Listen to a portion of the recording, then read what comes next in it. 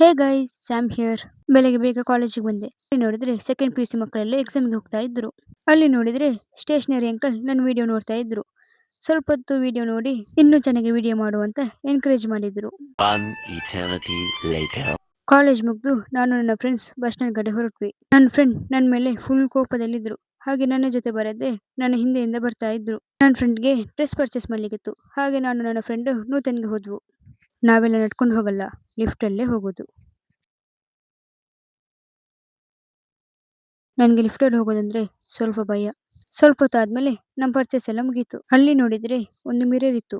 ನಾನು ಸುಮ್ಮನೆ ಇರ್ತೀನಾ, ನಂದು ಒಂದು ಇರ್ಲಿ ಅಂತ ವಿಡಿಯೋ ಮಾಡ್ಕೊಂಡೆ. A few moments later. Bus full rush ಇತ್ತು. ಬಟ್ ಲಕಿಲಿ ನನಗೆ ಸೀಟ್ ಸಿಕ್ತು.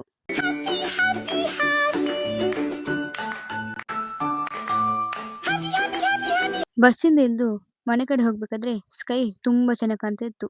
ನನಗೆ ಸ್ಕೈ ಅಂದ್ರೆ ತುಂಬಾ ಇಷ್ಟ.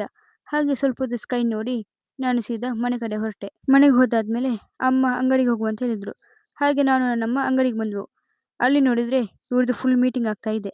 ಊಟಕ್ಕೆ ಬಿಟ್ಟವ್ರೆ, ಊಟ ಮಾಡಿ ತಿರ್ಗಾ ಹೋಗ್ಬೇಕು. ಅಲ್ಲ ಏನಾದ್ರು ಅಮ್ಮ ಕರೆದ ತಕ್ಷಣ ಅಂಗಡಿಗೆ ಹೋಗುವಷ್ಟು ಒಳ್ಳೆ ಹುಡುಗಿ ನಾನಲ್ಲ. ಅಮ್ಮನ ಜೊತೆ ಹೋದರೆ ನಂಗೆ ಬಿಂದು ಕೊಡಿಸ್ತಾರೆ. ಸೊ ಅದಕ್ಕೋಸ್ಕರ ಅಮ್ಮನ ಜೊತೆ ನಾನು ಸಹ ಅಂಗಡಿಗೆ ಹೋದೆ.